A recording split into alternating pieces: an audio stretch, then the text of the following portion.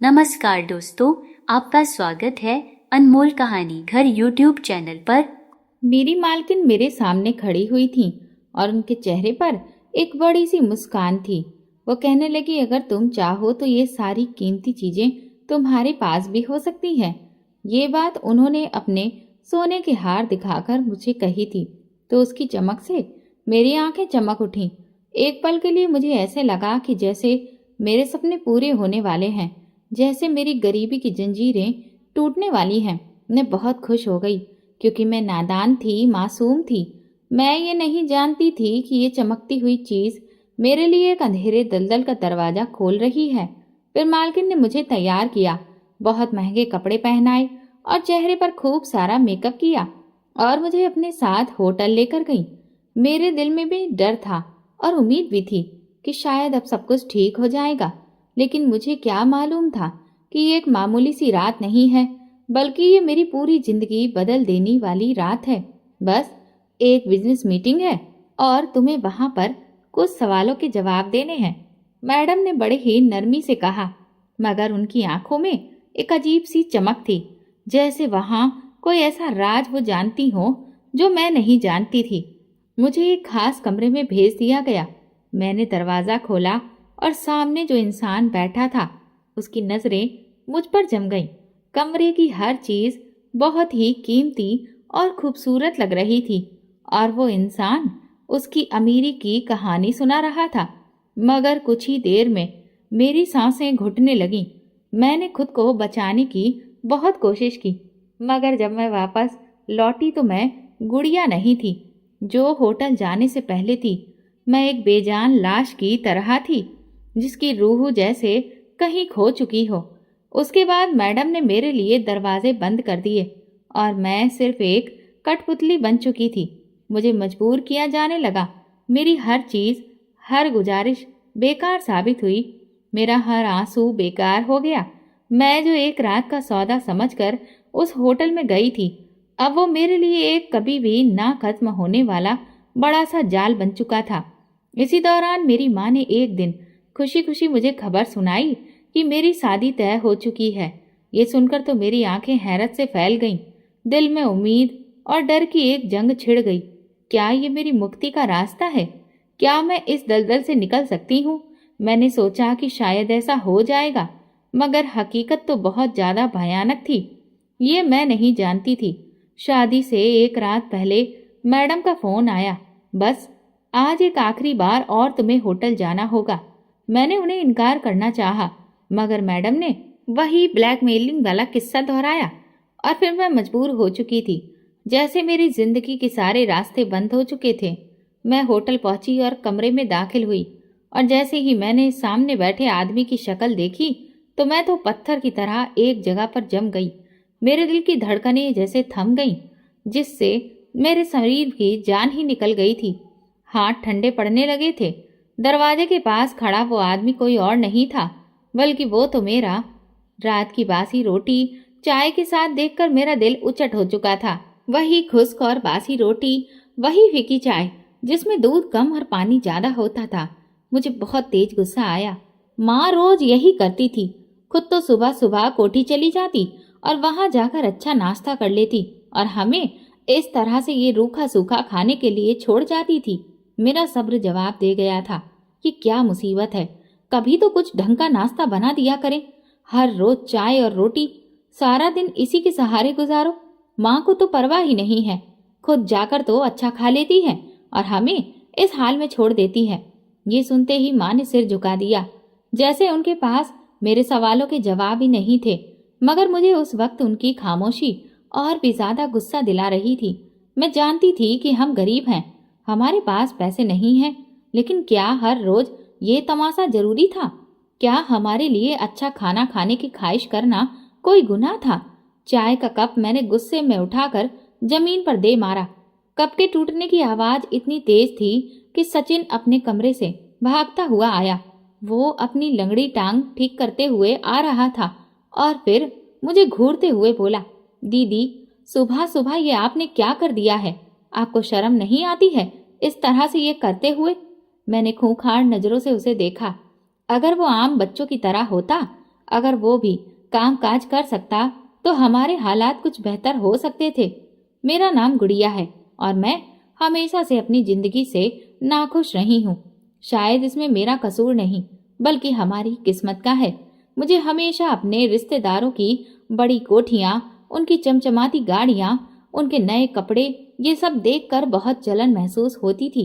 मैंने हमेशा चाहा कि हम भी अमीर हों, हमारे पास भी हर चीज हो, मगर ऐसा कभी भी नहीं हुआ। अगर मेरे पिता जिंदा होते तो शायद सब कुछ अच्छा होता, मगर वो 2 साल पहले एक हादसे में मर चुके थे। मजदूरी करते हुए वो एक जर्जर इमारत के नीचे दब गए थे और फिर वहीं खत्म हो गए थे। उस दिन के बाद से जैसे हमारे घर में खुशियों का आना बंद हो गया था। माँ जो कभी घर से बाहर नहीं निकलती थी, अब वो लोगों के घरों में काम करने के लिए मजबूर हो चुकी थी। शाम होने को थी और माँ बगैर चाय पिए ही काम पर जा चुकी थी। सचिन भी अपने कमरे से बाहर नहीं आया था। मुझे भी तेज भूख लग रही थी, लेकिन नाश्ते में जो रोटी थी वो अब ठंडी हो चुकी थी और बेकार लग रही थी। मैंने उसे देखकर अपना मुंह बनाया और कहा, मैं ये नहीं खाऊंगी, मुझे ये बिल्कुल भी अच्छी नहीं लग रही। मैंने अपने अलमारी में रखे हुए कुछ पैसे निकाले जो मैंने कुछ दिन पहले छुपाकर रखे थे और फिर चुपके से दरवाजा खोला और बाहर निकल गई। गली में सब तरफ सन्नाटा पसरा था, बस कुछ बच्चे ही खेल रहे थे, मगर ज्यादातर लोग अपने घरों में जा चुके थे। मैं जब घर लौटी तो देखा कि सचिन घर में नहीं था। मुझे लगा कि वो कहीं गया होगा, लेकिन जब काफी देर हो गई तो मैंने मोहल्ले के बच्चों से उसे बुलाकर लाने के लिए कहा। बच्चे मोहल्ले के हर कोने में गए, पास के पार्क में देखा, मैदान में ढूंढा, मगर सचिन कहीं भी नहीं था। जब रात के 10 बज गए और माँ घर वापस आई तो उसने जैसे ही सचिन को पुकारा, मैंने डरते डरते बता दिया कि वो सुबह से घर नहीं लौटा है। मैंने खिड़की से देखा, वो हर राहगीर से सचिन के बारे में पूछ रही थी और सड़कों पर पागलों की तरह भटक रही थी। रात को 1 बजे जब वो खाली हाथ लौटी तो उनकी आंखों में आंसू भरे पड़े थे। जमीन पर बैठकर वो अपना सर थामकर रोने लगी। जो इंसान अपने हालातों पर सुकून नहीं करता, भगवान उसे एक दिन सब कुछ भी दे दे, फिर भी वो सुकून के लिए मारा मारा फिरता रहता है। मैं बिना कोई हरकत किए चुपचाप खड़ी रह गई थी। मेरे दिल में एक अनजाना सा डर बैठ गया था। मुझे लगा कि सचिन के साथ कुछ बुरा हुआ है, और अगर ऐसा था तो इस सब की जिम्मेदार मैं थी। रात क्या, रात का साया गहरा होता जा रहा था, मगर मेरी आंखों से नींद को कोसों दूर थी। माँ सदमे की हालत में बिस्तर पर बैठी हुई थी, मगर मैं जानती थी कि वो सो नहीं रही थी। उनकी बेचैन सांसें, उनके होठों से निकलती हुई सिसकियां और आंखों में छुपी हुई बेबसी, हर चीज चीख चीख कर कह रही थी कि वो अंदर से टूट चुकी हैं। मेरी नजरें भी छत पर जमी हुई थीं, मगर दिमाग में सिर्फ सचिन का चेहरा घूम रहा था। उसकी मासूम आंखें, उसकी कमजोर टांग, उसका वो अंदाज जब वो माँ के लिए चाय बनाता था, उसकी वो मासूम हंसी। मैं कहना, दीदी आप हमेशा इतना गुस्से में क्यों रहती हैं? मुझे तो ये लगा जैसे किसी ने मेरा दिल मुट्ठी में जकड़ लिया हो। मेरी अपनी कही हुई बातें अब मेरे कानों में लगातार गूंज रही थीं। भगवान ने एक भाई दिया, वो भी लंगड़ा। मेरी सांसें बहुत तेज चलने लगी थीं। क्या सचिन को मेरी ही बद्दुआ लग गई? मैं तो उसे दुत्कारा भी नहीं था। मैं बिस्तर से उठी और दबे कदमों से माँ के पास जाकर बैठ गई। मैंने उनका चेहरा देखा, वो बीमार पड़ी थीं। मैंने कांपते हाथों से उनका हाथ पकड़ा और पहली बार मुझे ऐसा लगा कि जैसे वो बूढ़ी होने लगी हैं। पिताजी की मौत के बाद तो ऐसा लगा कि वो और 10 साल बड़ी हो गई थीं, और आज सचिन के लापता होने के बाद वो शायद और 10 साल उम्र में बड़ी हो गई थीं। भगवान करे कि सचिन सही सलामत हो। मैंने जिंदगी में पहली बार सच्चे दिल से ऊपर वाले से दुआ मांगी थी। सुबह होते ही माँ ने मोहल्ले के सभी लोगों को जमा कर लिया। वो हर दरवाजे दरवाजे जाकर सचिन के लिए पूछ रही थी, मगर किसी को कुछ भी मालूम नहीं था। मुझे लगता है कि अब हमें पुलिस के पास जाना चाहिए, माँ ने एक आखिरी उम्मीद के तौर पर मुझसे कहा। फिर हम पुलिस स्टेशन की तरफ निकल गए। पुलिस स्टेशन का रास्ता पूरा बदबू से भरा पड़ा था। ऐसा लग रहा था कि जैसे कई दिनों से वहां पर सफाई ही नहीं हुई हो। एक सिपाही ने हमें बाहर ही रुकने का इशारा किया और फिर वो कुर्सी पर बैठते हुए बड़ी ही बेरुखी से बोला, हाँ बताओ, क्या मामला है? माँ ने कांपती हुई आवाज में सचिन के बारे में बताया। सिपाही ने कुछ सवाल बड़ी ही बेरुखी से पूछे और फिर रजिस्टर में कुछ लिखकर वो कहने लगा, ठीक है, हम देखेंगे, अगर कहीं से कोई जानकारी मिलती है तो बता देंगे। लेकिन आपको तो पता है ना, बड़े शहरों में रोज दर्जनों बच्चे गायब हो जाते हैं और फिर अक्सर ऐसा होता है कि वो इधर उधर घूम फिर के खुद ही वापस आ जाते हैं। माँ ने तुरंत कहा, मगर मेरा बेटा तो ऐसा नहीं है, वो भला कहाँ जा सकता है? माँ की आवाज में बेबसी थी। सिपाही ने बड़े ही थके हुए लहजे में कहा, हो सकता है कि किसी ने उसे अगवा कर लिया हो, या फिर ये भी हो सकता है कि वो खुद ही कहीं निकल गया हो। ज्यादातर गुमशुदा बच्चे या तो किसी गिरोह के हत्थे चढ़ जाते हैं या फिर वो किसी हादसे का शिकार हो जाते हैं। मैंने माँ की तरफ देखा, वो रो रही थी। मेरा दिल चाहा कि मैं उस सिपाही का गिरेबान पकड़कर कहूँ कि ये सब मेरी वजह से हुआ है, सचिन मेरी वजह से घर से गया है, लेकिन मैं कुछ भी नहीं कह सकी। मैंने माँ को सहारा दिया। फिर हम पुलिस स्टेशन से बाहर आ गए। रात को माँ की हालत और भी ज्यादा बिगड़ गई। उनका पूरा शरीर बुखार से तप रहा था और वो बार बार सचिन का नाम ले रही थी। बेटा, सचिन को ढूंढ लो, मेरा बच्चा न जाने कहाँ भूखा प्यासा घूम रहा होगा। धीरे धीरे माँ की तबीयत बिगड़ने लगी। इस वजह से उनका काम पर जाना बंद हो गया, जिससे हमारे घर का खर्चा चल पाना बहुत मुश्किल हो गया था और इधर कोई भी हमें मदद देने को तैयार नहीं था। माँ बोली, बेटी, हमारे घर के हालात तो देखो, अब हम बहुत मुश्किल में हैं। जब मुझे कोई भी रास्ता नहीं सूझा तो हर तरफ से मायूस होकर मैं माँ की एक जानने वाली के पास गई जो कोठी में काम करती थी। मैंने रोकर उससे कहा, आंटी, मुझे आप किसी काम पर ले चलिए, मेरी माँ बीमार है, सचिन भी लापता है, घर में खाने को कुछ भी नहीं है, मैं काम करना चाहती हूँ। उन्होंने मुझे ऊपर से नीचे तक ध्यान से देखा, फिर हमदर्दी से बोली, तुमने पहले कभी नौकरी नहीं की है ना? मैंने अपना सिर हिला दिया। वो बोली, ठीक है, मैं तुम्हें एक अच्छी जगह काम पर लगवा दूंगी, लेकिन देखो, वहाँ के तौर तरीके तुम्हें समझने पड़ेंगे। बड़ी कोठी है, बड़े लोग आते हैं, वहाँ तुम्हें काम भी बहुत कायदे से करना होगा और मालकिन की सारी बातें भी माननी होगी। मैं तुम्हारी मदद करूंगी, तुम्हें अब फिक्र करने की और काम की कोई भी जरूरत नहीं है, बस वहाँ के सारे नियम कानून पर अमल करना होगा। मैंने सर हिलाया। फिर वो मुझे एक मालकिन के पास ले गई। उसकी मालकिन का अंदाज इतना नरम था कि मुझे लगा जैसे मुझे कोई सहारा मिल गया हो। मैं जल्दी जल्दी वहाँ काम सीख लिया। यहाँ पर बस मेहमानों की खातिरदारी करनी होती थी, उनके लिए चाय पानी रखना और मालकिन की मदद करना होता था। लेकिन मुझे ये काम अच्छा लगने लगा था। मैं रोज मालकिन को तैयार होते हुए देखती, उनके कीमती कपड़े, उनके गहने, उनका अंदाज, मैं तो उनकी दीवानी सी होने लगी थी। एक दिन मैंने उनकी गैर मौजूदगी में उनका एक जेवर उठाया और उसे पहनकर आईने में देख रही थी कि अचानक से दरवाजा खुला। मैं घबराकर पीछे हट गई, मगर मालकिन मुझे देखकर मुस्कुराने लगी। वो बोली, तुम चाहो तो ये सब कुछ तुम्हारा भी हो सकता है, बस तुम्हें एक काम करना होगा। मैंने हैरत से मालकिन की बात सुन रही थी। उन्होंने मेरे कंधे पर हाथ रखा और बड़े ही धीरे से मुस्कुराकर कहा, बस छोटा सा काम होगा और फिर तुम ऐश की जिंदगी गुजारोगी। ये सुनकर मेरी आंखें चमक उठी। मैंने कहा, कौन सा काम मालकिन? ये मेरी जिंदगी में पहली बार था कि मैं इतने कीमती जेवर को इतने करीब से देख रही थी। उनकी सुनहरी चमक मेरी आंखों को बहुत पसंद आ रही थी। मेरी सांसें तेज हो गईं। ये बहुत खूबसूरत है, मैंने एक बार फिर से कहा तो मालकिन मुस्कुराने लगी। वो बोली, ये तुम्हारा हो सकता है, बल्कि ये तो कुछ भी नहीं है। अगर तुम मेरा कहा मानोगी तो फिर तुम भी बिल्कुल हमारे जैसी ही जिंदगी गुजार सकती हो। बड़े घरों में जा सकती हो, अच्छे कपड़े पहन सकती हो, महंगे गहने खरीद सकती हो, बस एक छोटा सा काम करना होगा। मेरे दिमाग में अब और ज्यादा उलझन बढ़ गई थी। मालकिन कैसा काम? मैंने धड़कते हुए दिल के साथ पूछा।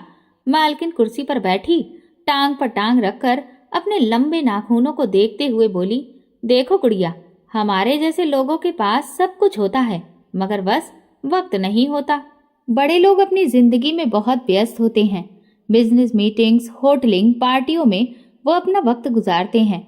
उनके मेहमान भी बहुत बड़े होते हैं और उन्हें खुश करने के लिए, उनका दिल बहलाने के लिए कभी कभी किसी खूबसूरत चेहरे की जरूरत भी पड़ती है। मुझे उनकी कोई भी बात समझ नहीं आई। मालकिन, मैं कुछ समझी नहीं। उन्होंने ध्यान से मुझे देखा, फिर नरमी से बोली, बस 1-2 बार तुम्हें होटल में जाना होगा और तुम्हें वहां कुछ खास काम नहीं करना है। बस हमारे मेहमानों के साथ अच्छा वक्त गुजारना होगा। उसके बदले तुम्हें अच्छे पैसे भी मिलेंगे, तोहफे भी मिलेंगे और सबसे बढ़कर तो इज्जत मिलेगी। उनका ये आखिरी वाक्य सुनकर मेरे अंदर जैसे तूफान उठा। इज्जत? ये कौन सी इज्जत थी जिसके बदले मुझे अपनी खुद की इज्जत बेचनी थी? ये कैसा काम है? मालकिन, मेरी आवाज कांप रही थी। मालकिन की आंखों में चमक आई। वो धीरे से मेरे करीब आई और फिर बोली, यही तो असली दुनिया है गुड़िया, दौलतमंद लोगों की दुनिया। तुम्हें हमेशा रोटी के कुछ टुकड़ों के लिए तरसना है, या तुम चाहती हो कि तुम्हारे हाथ में सोने के कंगन हो? मुझे तो ये लगा जैसे मेरे कदमों के नीचे से जमीन खिसक रही हो। अगले दिन मैं बंगले में चुपचाप काम कर रही थी, मगर मेरा दिमाग अपनी ही परेशानी में उलझा हुआ था। मालकिन ने रात को मेरे हाथ में कुछ पैसे रखे थे और कहा था कि ये तो सिर्फ शुरुआत है। अगर तुम तैयार हो तो कल शाम मेरे साथ होटल चलो, तुम्हारी जिंदगी पूरी तरह से बदल जाएगी। क्या सच में? मेरे हाथ में अब कुछ 1000 रुपए थे, जो शायद माँ की दवाई और कुछ दिन के खाने के लिए काफी थे। सचिन लापता था और मेरी माँ बीमार थी और इधर मैं जिंदगी की मुश्किल में फंसी हुई थी। मैंने सोचा कि आखिर इसमें नुकसान क्या है, मैं सिर्फ होटल जाकर मालकिन की किसी मेहमान से बात ही तो करूंगी। अगर मुझे अच्छा नहीं लगा तो फिर मैं वहां से वापस आ जाऊंगी। यही सोचकर मैंने खुद को निश्चिंत कर दिया। मैं तो सिर्फ माँ और सचिन के लिए ये सब कर रही हूँ। मैंने खुद को तसल्ली दी, लेकिन मेरे दिल के किसी कोने में एक आवाज अभी भी मुझे सतर्क कर रही थी। शाम के वक्त मालकिन ने मुझे तैयार होने के लिए कहा। मैंने बंगले के ड्रेसिंग रूम में जाकर खुद को आईने में देखा। मेरे सामने गुड़िया खड़ी थी, मगर आज वो कुछ अलग लग रही थी। ऐसा लग रहा था कि जैसे गरीबों का दाग धुल गया था, जैसे मैं भी किसी अमीर परिवार की लड़की हूँ। ये कपड़े पहन लो। मालकिन ने एक बहुत ही महंगा चमचमाता हुआ ड्रेस मेरी तरफ बढ़ाया। मैंने वो ड्रेस हाथ में लिया। वो बहुत ही मुलायम और खूबसूरत था, मगर मेरे दिल में एक अजीब सा बोझ बढ़ता जा रहा था। चलो जल्दी करो, वक्त हो गया है, मालकिन ने कहा और मैंने धीरे से ड्रेस पहना। फिर से खुद को आईने में एक बार देखा। क्या ये मैं ही हूँ या फिर कोई और है? मुझे तो यकीन ही नहीं हो रहा था। गाड़ी में बैठते वक्त मेरे हाथ पसीने से भीग रहे थे। रिलैक्स हो जाओ गुड़िया, मालकिन ने मेरे हाथ थपथपाए। ये सब तुम्हारी भलाई के लिए है। मैं खामोश रही। गाड़ी शहर के एक मशहूर होटल के सामने जाकर रुकी। दरवाजे पर खड़े गार्ड ने झुककर सलाम किया, जैसे हम कोई खास मेहमान हो। होटल की वो बिल्डिंग बहुत ऊंचाई तक गई थी और पूरी तरह से रोशनी में नहाई हुई थी। मैंने जिंदगी में कभी इतनी चमक धमक नहीं देखी थी। इतनी महंगी गाड़ियां, महंगे ड्रेस पहने हुए लोग, कीमती परफ्यूम की खुशबू, सब कुछ किसी सपने के जैसा था। हम होटल के अंदर दाखिल हुए। मैंने नजरें झुका ली, मगर मेरे कानों में मालकिन की आवाज गूंज रही थी। बस थोड़ी हिम्मत करो गुड़िया, यहाँ आकर सब लड़कियां डर जाती हैं, मगर जो एक बार कदम रख लेती हैं वो कभी भी पीछे नहीं हटती। मेरे कदम लड़खड़ा रहे थे, मगर मैं फिर भी आगे बढ़ रही थी। हम लिफ्ट से उस खास फ्लोर पर पहुंचे। यहाँ बड़े लोग आते हैं, बहुत खास मेहमान, मालकिन ने धीरे से कहा। इस फ्लोर पर होटल का एक महंगा स्वीट था, जहाँ एक अरबी शेख बैठा था। उसके साथ कुछ और अमीर मर्द भी थे, जो कीमती घड़ियां और सूट पहने हुए थे। मैडम ने मेरा परिचय करवाया। ये मेरी खास दोस्त है गुड़िया, बहुत मासूम, बहुत खूबसूरत है। शेख ने मेरी तरफ गौर से देखा, जैसे वो मुझे परख रहा हो। फिर वो मुस्कुराया। तुम बहुत हसीन हो लड़की। ये सुनते ही मेरे गले में जैसे कांटे अटक गए। नर्वस मत हो, यहाँ सब तुम्हारे वेल विशर्स हैं, शेख ने नरमी से कहा और जूस का गिलास मेरी तरफ बढ़ाया। मेरे हाथ कांपने लगे। पी लो, कुछ भी नहीं होगा, मालकिन ने धीरे से कहा। मैंने आहिस्ता से गिलास अपने मुंह से लगा दिया। उसका जूस का स्वाद अजीब सा था। जैसे ही मैंने एक घूंट भरा, मेरा दिमाग बोझिल होने लगा। मुझे हर चीज धुंधली सी दिखने लगी। मुझे ऐसा लग रहा था जैसे मेरे शरीर में ताकत खत्म हो रही हो। मैं खुद को संभालने की कोशिश कर रही थी, मगर सब कुछ धुंधला हो गया था और फिर पूरी तरह से अंधेरा छा गया। जब मुझे होश आया तो मेरा शरीर जैसे किसी बोझ तले से दबा हुआ था। आंखें खोलने की हिम्मत ही नहीं हो रही थी, मगर मेरे कानों में होटल के बाहर की हल्की हल्की आवाज आ रही थी। सर में बुरी तरह से दर्द था, जैसे किसी ने मेरे होशो हवास छीन लिए हो। मैंने धीरे धीरे आंखें खोली। सामने छत का झूमर हल्की हल्की रोशनी दे रहा था। जब मैंने नजरें इधर उधर दौड़ाई तो देखा कि मैं एक बड़े महंगे होटल के कमरे में थी। मेरा सर भारी था, शरीर में जान नहीं थी और कपड़े बिखरे हुए थे। या ये कहूँ कि मैं कहाँ हूँ। और फिर जैसे यादों का दरवाजा खुल गया। मैंने खौफ से तकिए के नीचे अपना हाथ रखा, जैसे वहां से कोई भी चीज अपने सुरक्षा के लिए मैं निकाल सकूं। मगर सच्चाई ये थी कि क्या अब मेरे पास खुद को बचाने के लिए कुछ भी नहीं बचा था। मेरी आंखों में आंसू आ गए। मैंने अपने हाथों से अपना चेहरा छुपा लिया। ये मैंने क्या कर दिया? दिल कर रहा था कि मैं चीखने लगूं, मगर मेरी आवाज जैसे मेरे गले में ही दब गई थी। दरवाजा धीरे से खुला। मैंने घबरा कर देखा। मालकिन अंदर दाखिल हो रही थी। वो बहुत ही आराम और सुकून के साथ चल रही थी, जैसे कुछ हुआ ही नहीं हो। उनके हाथ में एक सफेद लिफाफा था जो यकीनन पैसों से भरा हुआ था। तुमने बहुत अच्छा काम किया है गुड़िया, वो मुस्कुराते हुए बोली। ये तुम्हारा इनाम है। मुझे लगा जैसे किसी ने मेरे चेहरे पर तमाचा मारा हो। मैंने कांपते हाथों से चादर खुद पर लपेटी और बेयकीनी से उन्हें देखा। मालकिन, आपने मुझे धोखा दिया है। मेरी आवाज रुंधी हुई थी। मालकिन ने कहा, क्या? जैसे मैंने कोई बहुत बड़ी बेवकूफ़ी की बात कर दी हो। धोखा नहीं गुड़िया, तुमने अपनी किस्मत बदलने का पहला कदम उठाया है। किस्मत? मैंने बेयकीनी से उनकी तरफ देखा। हाँ, किस्मत। वो आगे बढ़ी, लिफाफा मेरे सामने किया और बोली, ये पैसे तुम्हारे हैं। कल तक तुम्हें कुछ पता नहीं था, मगर आज तुम्हारे पास सब कुछ है। ये दुनिया अमीरों की दुनिया है और तुम इसका हिस्सा बन चुकी हो। मैंने हाथों से लिफाफा पकड़ा, फिर उसे खोला और अंदर झांका। उसमें हजारों के नोट थे, वो रकम जो मैंने कभी सपने में भी नहीं देखी थी। एक पल को मेरे दिल में ख्याल आया कि ये पैसे माँ की दवा के काम आ सकते हैं, सचिन के लिए कुछ किया जा सकता है। मगर फिर सच्चाई मेरे मन में बिजली की तरह कौंधी। ये पैसे मेरी इज्जत की कीमत है। मेरी सांसें तेज हो गईं। मेरे हाथ कांपते हुए गुस्से और बेबसी से मैंने फिर लिफाफा उठाया और जोर से जमीन पर दे मारा। मुझे घर जाना है, मैंने सख्त लहजे में कहा। मालकिन ने अपने कंधे उचकाए, जैसे कोई खास बात नहीं हुई हो। ठीक है, मगर याद रखो, हमारे पास तुम्हारी वीडियोस हैं।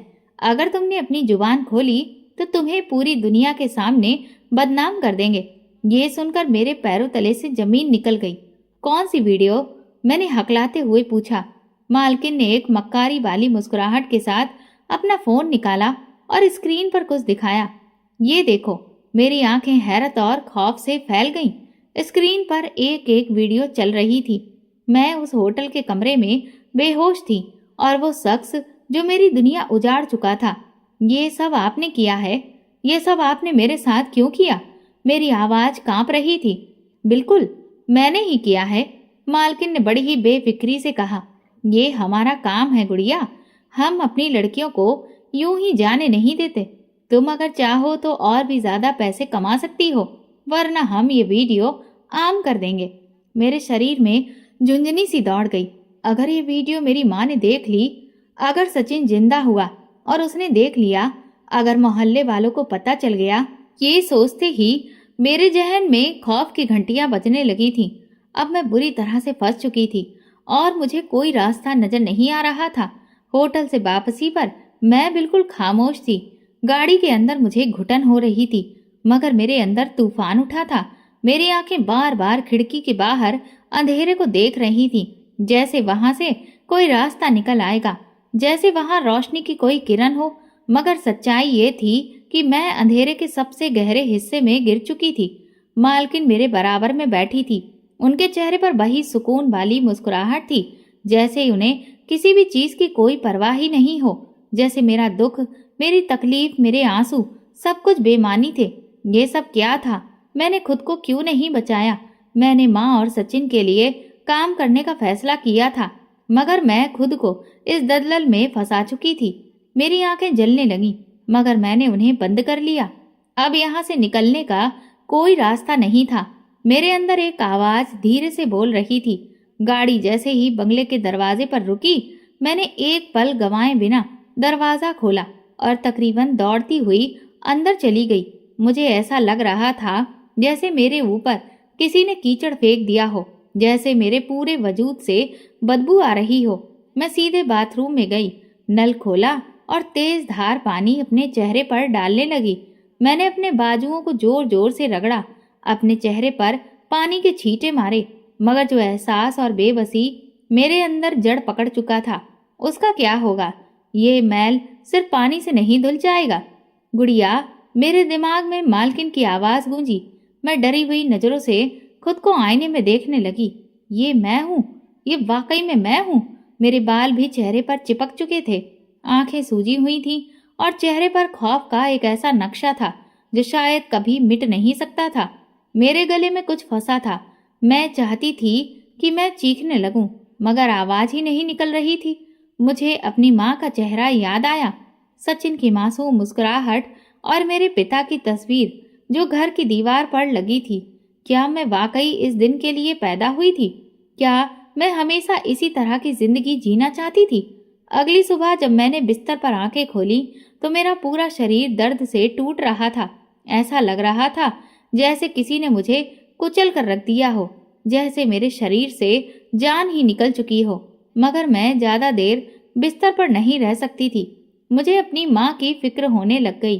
मैंने जल्दी से कपड़े बदले और सीधा घर की तरफ भागी। घर पहुंचते ही मैंने अपनी माँ को बेसुध पाया। वो बिस्तर पर पड़ी हुई थी, उनका शरीर तप रहा था और उनकी सांसें भी उखड़ी हुई थीं।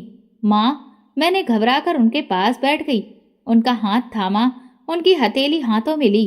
उनकी नाड़ी चल रही थी, मगर उंगलियां ठंडी पड़ी थीं। उन्होंने धीरे से आंखें खोली और वो बड़ी परेशानी भरे लहजे में बोली, बेटा, सचिन का कुछ पता चला? ये सुनकर मेरी आंखों में आंसू आ गए। नहीं माँ, मगर मैं उसे ढूंढ रही हूँ। माँ ने मेरे हाथ मजबूती से पकड़ लिए। गुड़िया, न जाने वो कहाँ अकेला भूखा घूम रहा होगा, कहीं बैठा रोता होगा। सचिन को ढूंढो बेटा। मुझे लगा जैसे मेरे दिल पर कोई भारी पत्थर रख दिया गया हो। माँ, आपकी दवाई कहाँ है? आपने ली? माँ ने धीरे से इनकार में सिर हिलाया। मेरा दिल डूबने लगा। मैं माँ को छोड़कर फौरन बाहर निकली, मोहल्ले के एक मेडिकल स्टोर पर गई और वहां से दवा खरीदी। कितने पैसे हुए हैं? मैंने कांपते हाथों से पूछा। दुकानदार ने मुझे अजीब नजरों से देखा, जैसे वो मुझे पहचानने की कोशिश कर रहा हो। मैंने जल्दी से उसे पैसे दिए और दवा लेकर घर वापस आ गई। ये दवा ले लो माँ, प्लीज। माँ ने एक नजर मेरी तरफ देखा। गुड़िया, तुम ठीक तो हो ना? तुम्हारा चेहरा उतरा हुआ क्यों है? मेरे हाथों की पकड़ दवा की बोतल पर अचानक से सख्त हो गई। मैं ठीक हूँ माँ, आप बस दवा ले लीजिए। जब मैं अगली सुबह वापस बंगले पर पहुंची तो मैडम मेरा पहले से इंतजार कर रही थी। कितनी देर लगा दी गुड़िया? बड़े ठंडे लहजे में बोली। मालकिन, माँ बहुत बीमार है, मैं उनके लिए दवा लेने गई थी, मैंने धीमी आवाज में कहा। मालकिन ने ध्यान से मुझे देखा, जैसे मेरे अंदर झांक रही हो। फिर उनके होठों पर एक तंजिया मुस्कुराहट आई। माँ के लिए बहुत फिक्रमंद होना, है ना? जी, मैंने सिर झुकाकर कहा। मालकिन हंसने लगी। तो फिर फिक्र छोड़ दो। अगर तुम हमारे लिए काम करती रहोगी तो तुम्हारी माँ को किसी भी चीज की कोई कमी नहीं होगी। सोचो, अगर तुम रोज इतने ही पैसे कमाओ तो तुम सचिन को भी ढूंढ सकती हो, अपनी माँ का अच्छे अस्पताल में इलाज करवा सकती हो, उन्हें वहां एडमिट करवा सकती हो। क्या तुम वाकई अपनी माँ को रोते हुए देखना चाहती हो? मेरी आंखों में आंसू आ गए। मालकिन की बात सही थी। अगर मेरे पास पैसे होते तो माँ आज बिस्तर पर बेहोश न पड़ी होती। अगर मेरे पास पैसे होते तो सचिन लापता नहीं होता। मगर इन पैसों की कीमत क्या है गुड़िया? मेरे अंदर एक मासूम आवाज धीरे से बोल रही थी, क्या तुम अपनी माँ के इलाज के लिए अपनी इज्जत का सौदा करोगी? मैडम ने मुझे घूरते हुए कहा, सोच लो गुड़िया, जिंदगी ऐसे नहीं चलती। ये दुनिया जालिम है। अगर जीना है तो खेल के नियम समझने होंगे। मैंने एक पल को उनकी तरफ देखा, फिर नजरें झुका दी। बस कल रात एक और मीटिंग है, तुम्हें जाना होगा। मालकिन ने जैसे फैसला सुना दिया था। रात के वक्त मैं अपने बिस्तर पर लेटी थी, मगर नींद मेरी आंखों से कोसों दूर थी। मैंने छत की तरफ देख रही थी। अंधेरे में घूरते हुए खुद से ही सवाल करती रही, क्या सच में मेरे पास अब कोई रास्ता नहीं है? क्या सच में मैं इस दलदल से बाहर नहीं निकल सकती? मेरी आंखों में आंसू आ गए। क्या सचिन यहाँ होता तो वो मेरा हाथ थाम लेता, मुझे बताता कि सब कुछ ठीक हो जाएगा। मगर सचिन कहीं नहीं था और मैं अंधेरे में डूब चुकी थी। क्या सच में मेरी जिंदगी का अब यही रास्ता था? क्या वाकई मुझे इस गंदगी में अब पड़ना ही होगा? ये सवाल मेरे मन में बार बार आ रहे थे, मगर जवाब कोई भी नहीं था। अगर मैं यहाँ से निकलना चाहूँ तो क्या कोई रास्ता मेरे लिए बना है? लेकिन सच्चाई ये थी कि वापसी का दरवाजा कब का बंद हो चुका था। मैं जितना बचने की कोशिश करती उतना ही गहरे दलदल में फंसती जा रही थी। रात जब मैं बंगले से वापस आई तो माँ की हालत और भी ज्यादा बिगड़ चुकी थी। वो तकरीबन बेहोशी में ही थी। उनका शरीर कमजोर पड़ चुका था। बेटा, गुड़िया, मैंने जल्दी से पानी का गिलास उठाया और उनके होठों से लगाया। माँ, प्लीज कुछ खा लीजिए। माँ ने मेरी तरफ देखा। उनकी आंखों में वो चमक अब बाकी नहीं रह गई थी। बेटा, सचिन आया? मुझे लगा जैसे किसी ने मेरे दिल पर भारी पत्थर रख दिया हो। नहीं माँ, मेरी आवाज गले में रुंध गई। माँ की आंखों में आंसू आ गए। वो आ जाएगा ना? मैंने उनकी कमजोर हथेली थाम ली। हाँ माँ, सचिन जरूर आएगा। अगले दिन मैंने एक डॉक्टर को बुलाया। जब उसने माँ का चेकअप किया तो बड़े ही परेशानी के साथ बोला, ये बहुत कमजोर हो चुकी हैं। उनके शरीर में कई तरह की कमियां हो गई हैं। ये बहुत ज्यादा टेंशन ले रही हैं, जिसकी वजह से उनकी हालत बिगड़ रही है। अगर इनका जल्दी से इलाज नहीं किया गया तो फिर उनकी जान को खतरा हो सकता है। ये सुनकर मेरे पैरों तले से जमीन निकल गई। इलाज का खर्च क्या होगा डॉक्टर साहब? डॉक्टर ने अंदाजा लगाते हुए कहा, कम से कम 20 से 25 हजार रुपए तो लगेंगे ही, और इन्हें अच्छी खुराक भी चाहिए। मेरी आंखों में बिजली दौड़ गई। इतने पैसे कहाँ से आएंगे? मेरी जेब में कुछ रुपए थे जो शायद माँ के लिए 2 दिन के खाने के लिए काफी होते, मगर इलाज के लिए मैं इतने पैसे कहाँ से लाऊं? मैं माँ के सिरहाने बैठ गई और उनके माथे पर हाथ रखकर कहा, माँ, आप फिक्र ना करें, मैं सब ठीक कर दूंगी। मगर कैसे? मेरी आंखों के आगे अंधेरा छा गया। मैंने मालकिन के शब्द याद किए, अगर तुम रात को होटल चली जाओ तो तुम्हें अच्छा पैसा मिलेगा। मैं जमीन पर बैठ गई। क्या फिर मैं उसी रास्ते पर जाऊं? मेरे पास कोई दूसरा रास्ता नहीं था। मालकिन का नंबर मेरे फोन में था। मेरे हाथ कांप रहे थे, मगर मैंने नंबर मिला दिया। हेलो। दूसरी तरफ से उनकी नरम मगर जहरीली आवाज आई, मालकिन। मैं बहुत ही मुश्किल से मैंने कहा, हाँ गुड़िया। मैंने गहरी सांस ली। मैं काम करने के लिए तैयार हूँ, मगर मुझे ज्यादा पैसे चाहिए। एक पल के लिए खामोशी छा गई। फिर अचानक मैडम की हंसी फोन की दूसरी तरफ गूंजी। शाबाश लड़की, मुझे पता था तुम समझदार हो जाओगी। मुझे खुद से नफरत होने लगी। रात के वक्त मैं बंगले से निकली। आज मुझे एक और होटल भेजा जा रहा था। गाड़ी की खिड़की से बाहर ढेर सारी रोशनी थी और इधर मेरा दिल अंधेरे में डूबा था। ऐसा लग रहा था कि जैसे मेरा दिल धड़कना भूल गया हो। मालकिन हर बार मेरे सामने नए नए लोग ला रही थी और हर बार मुझे ब्लैकमेल करती कि अगर मैंने उनकी बात नहीं मानी तो फिर मेरी वीडियो वो सबको भेज देगी। तो मैं पीछे नहीं हट सकती थी। गुड़िया, तुम जितना आगे बढ़ोगी उतना ही तुम फायदे में रहोगी। अगर तुमने मना किया तो ये दुनिया तुम्हें कभी नहीं अपनाएगी। ये बातें मेरे जहन में हर वक्त घूमती रहती थीं, जैसे जहर धीरे धीरे मेरी रूह में समा रहा हो। मैंने अपनी इज्जत का सौदा कर दिया माँ के इलाज के लिए। 2 दिन बाद माँ अस्पताल से वापस आ चुकी थी। उनकी तबीयत पहले से बेहतर थी। चेहरे पर कुछ रौनक आ गई थी और सबसे ज्यादा वो मुझसे बहुत खुश थी।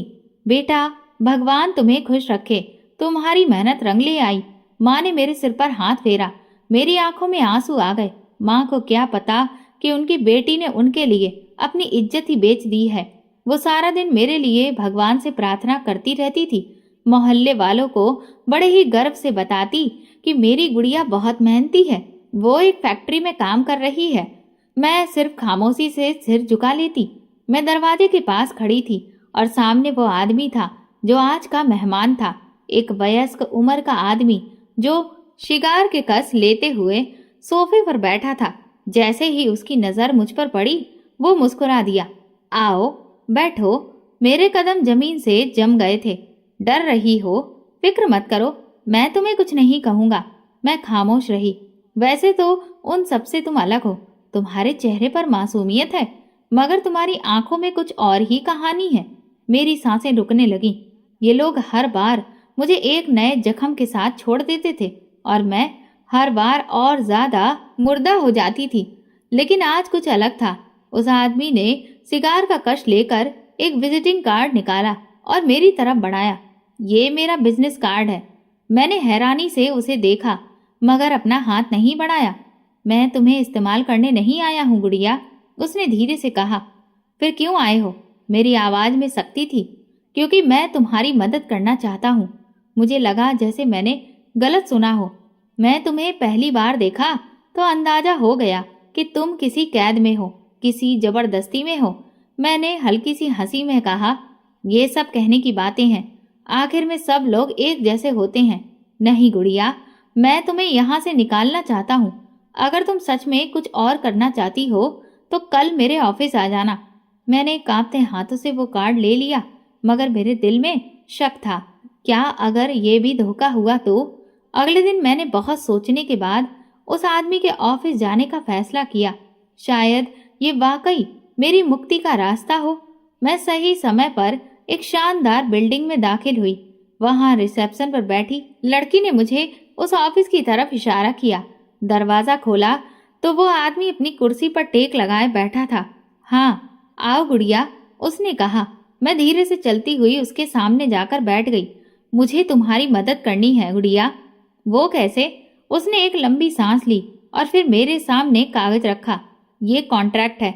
मैं तुम्हें अपनी कंपनी में रख सकता हूँ, मगर तुम्हें मेरे स्पेशल क्लाइंट्स के साथ गले मिलना होगा और उनके साथ खूब घुलना मिलना भी होगा। मेरी आंखें डर से फैल गईं। देखो, तुम पहले इस दुनिया में कदम रख चुकी हो। अब तुम्हें कोई इज्जतदार नौकरी तो नहीं देगा। मैं तुम्हें ज्यादा पैसे दूंगा, बेहतर सुविधाएं दूंगा। बस तुम्हें ज्यादा बड़े लोगों के साथ काम करना होगा। मेरी सांसें अटकने लगीं। यही है तुम्हारी मदद? यही है तुम्हारा रास्ता? वो मुस्कुरा दिया। और तुम्हें क्या लगा था मैं वाकई तुम्हारी मदद करने आया हूँ? मेरे हाथ कांपने लगे। हर कोई मुझे सिर्फ इस्तेमाल करना चाहता था, हर कोई। मेरी आंखों से आंसू बहने लगे। मैं तुरंत ही वहां से बाहर निकल आई। मेरे कदम लड़खड़ा रहे थे। मुझे लग रहा था कि जैसे मेरी सांसें रुक जाएंगी। हे भगवान, मुझे इस नर्क से निकाल दो। मैंने रोते हुए हाथ उठा लिए। मैं गुनाहगार हूँ, मगर तुम तो दरिया दिल हो। मैं कमजोर हूँ, मगर तुम तो सब कुछ ठीक कर सकते हो। मुझे बचा लो। सुबह का वक्त था। मैं अभी बंगले में काम कर रही थी कि माँ का फोन आया। गुड़िया, जल्दी घर आ जाओ, तुमसे कुछ जरूरी बात करनी है। माँ की आवाज में एक अलग सी खुशी थी जो बहुत दिनों बाद सुनने को मिली थी। मेरे दिल में अजीब सा एहसास हुआ। मैंने तुरंत काम छोड़ दिया और घर की तरफ भागी। क्या हुआ होगा? माँ इतनी खुश क्यों लग रही है? घर पहुंचकर देखा कि माँ के साथ उनकी एक रिश्तेदार बैठी हुई थी। माँ ने मेरी तरफ देखा और खुशी से खिल उठी। बेटा, बधाई हो, तुम्हारे लिए एक अच्छा रिश्ता आया है, माँ ने खुशी खुशी कहा। मेरा दिल जोर से धड़कने लगा। रिश्ता? किसका? एक इज्जतदार घराना है। लड़का मीडिया में काम करता है, बहुत अच्छा कमाता है, शरीफ परिवार से है। मुझे तो ऐसा लगा जैसे किसी ने मेरे पैरों तले से जमीन खींच ली हो। माँ, मैं इस काबिल नहीं हूँ। मेरी आवाज लड़खड़ा रही थी। माँ ने मेरा हाथ थाम लिया। बेटा, ये भगवान की मेहरबानी है। शायद यही तेरे लिए इस गरीबी से छुटकारा पाने का रास्ता हो। मेरी आंखों में आंसू आ गए। मैं माँ को सच नहीं बता सकती थी। क्या ये रिश्ता मेरे अतीत को जानकर भी मुझे कबूल करेगा। देखते ही देखते शादी की तारीख तय हो गई। मेरी सारी जिंदगी जैसे एक उलझन में फंस चुकी थी। मैं खुश भी थी, लेकिन मैं डरी हुई भी थी। अगर मेरा अतीत सामने आ गया तो, अगर मेरे होने वाले पति ने सब कुछ जान लिया तो। माँ को यकीन था कि मैं एक चरित्रवान लड़की हूँ और मैं उस यकीन को तोड़ नहीं सकती थी। शायद भगवान ने मुझे एक दूसरा मौका दिया है। मैंने दिल ही दिल में प्रार्थना की। मेरी शादी से एक दिन पहले मालकिन ने मुझे अपने पास बुलाया। मालकिन, मैं आज काम पर नहीं आ सकती, कल मेरी शादी है, मैंने डरते डरते कहा। मालकिन ने गहरी नजरों से मेरी तरफ देखा, फिर एक जहरीली मुस्कुराहट के साथ बोली, अरे वाह, बधाई हो गुड़िया। मैंने नजरें झुका ली। लेकिन शादी से पहले बस आज एक आखिरी बार तुम्हें होटल जाना होगा। मेरा दिल धड़कने लगा था। मैं अब और ये सब नहीं कर सकती थी। मालकिन ने कहा, ये तुम्हारे हाथ में नहीं है मेरी जान। तुम भूल गई हो कि हमारे पास तुम्हारी वीडियोस हैं। अगर तुमने इनकार किया तो तुम्हारी इज्जत की अर्थी निकाल दी जाएगी। मुझे लगा जैसे मेरे पैरों तले से जमीन निकल गई है। ये मेरा आखिरी दिन है, इसके बाद मैं कभी वापस नहीं आऊंगी। मैंने खुद से वादा किया। होटल के शानदार कमरे में दाखिल होते ही मुझे एक अजीब सा एहसास हुआ। सामने कुर्सी पर कोई बैठा था और जैसे ही मेरी नजरें उठी, मेरी दुनिया हिल गई। ये तो मेरा होने वाला पति था। मेरी आंखें डर से फैल गईं। दिल की धड़कन सीने से बाहर आने के लिए थी। वो कुर्सी पर बैठा था, सफेद शर्ट के साथ काले रंग का कोट पहने हुए। आंखों में हैरत और गुस्सा था। मुझे चक्कर आने लगे। तुम? उसकी आवाज बिल्कुल कटीली सी बर्फ की तरह ठंडी थी। मेरी जुबान जैसे चल ही नहीं रही थी। ऐसा लगा कि जैसे मेरी जुबान को लकवा मार गया हो। अचानक एक जोरदार धमाके से दरवाजा खुला और पुलिस अंदर आ गई। हाथ ऊपर कर लो, सब अपनी जगह पर खड़े रहो। पुलिस अफसर की आवाज तेज गूंजी। मालकिन का चेहरा उतर गया। उनके होंठ कांप रहे थे। ये सब क्या हो रहा है? उसने घबराई हुई आवाज में पूछा, मगर पुलिस ने उसे मौका ही नहीं दिया। हमें खबर मिली थी कि यहाँ मासूम लड़कियों को धोखा देकर धंधे में धकेला जा रहा है। अब तुम्हारे खेल का वक्त खत्म हो चुका है। पुलिस ने सब लड़कियों को सुरक्षा के साथ बाहर निकाला है, लेकिन मैं अपनी जगह सदमे में खड़ी रही। मेरे होने वाले पति ने मेरी तरफ देखा, फिर पुलिस अफसर से कुछ कहा और मेरी तरफ बढ़ा। चलो गुड़िया, उसने धीरे से कहा। गाड़ी में गहरी खामोशी छाई हुई थी। मेरे हाथ पसीने से भीग चुके थे। मेरा दिल तेजी से धड़क रहा था। तुमने सब कुछ जानकर भी मुझे वहां से क्यों निकाला? उसने गाड़ी नहीं रोकी, बस सीधा देखता रहा, क्योंकि मैं जानता हूँ कि तुम वहां अपनी मर्जी से नहीं थी। तुम्हारी आंखों में डर था, लालच नहीं। मेरी आंखों से आंसू बहने लगे। घर पहुंचकर मैं अपनी माँ से लिपटकर रोने लगी। बेटा क्या हुआ? माँ ने परेशान होकर पूछा। माँ, कुछ मत पूछिए, बस भगवान का धन्यवाद कीजिए। अगले दिन सबके हैरानी के बावजूद भी हमारी शादी हो गई। तुमने सब कुछ जानकर भी मुझसे शादी क्यों की? मैंने उससे पूछा। उसने मेरी तरफ संजीदगी से देखा और कहा, क्योंकि मैंने तुम्हारी आंखों में मासूमियत देखी है। तुम उस गुनाह में गई थी, मगर तुम्हारी नीयत में कोई गुनाह नहीं था। तुम्हें धोखा दिया गया था, तुम मजबूर थी, और मैं समझता हूँ कि हर इंसान को एक दूसरा मौका मिलना चाहिए। ये सुनकर मेरी आंखों में आंसू आ गए। मुझे तो यकीन ही नहीं हो रहा था कि मैं इतनी किस्मत वाली हूँ कि मुझे इतना समझदार पति मिला था, जिसने मेरे चरित्र को हथियार बनाकर मुझ पर कोई भी वार नहीं किया, बल्कि उल्टा मेरी इज्जत की सुरक्षा की। मैं कितनी भाग्यशाली हूँ कि मुझे ऐसा पति मिला। मैंने अपने पति के साथ मिलकर मालकिन और उसके जैसे कई घिनौने लोगों के खिलाफ गवाही दी। बहुत बड़ी कार्रवाई हुई और कई मासूम लड़कियों को बचा लिया गया। इस बीच सचिन भी हमें मिल गया था। वो किसी एनजीओ में था, जहां एक भले इंसान ने उसे पनाह दी थी। अब मेरी जिंदगी बदल चुकी थी। मैंने अपने अतीत को पीछे छोड़ दिया था, मगर उसकी कड़वी यादें हमेशा मेरे दिल में मौजूद रहेंगी। मैंने अपने पति के साथ एक नई जिंदगी की शुरुआत की। दोस्तों, अगर आपको हमारी कहानी पसंद आई हो तो कमेंट करके जरूर बताइएगा। धन्यवाद।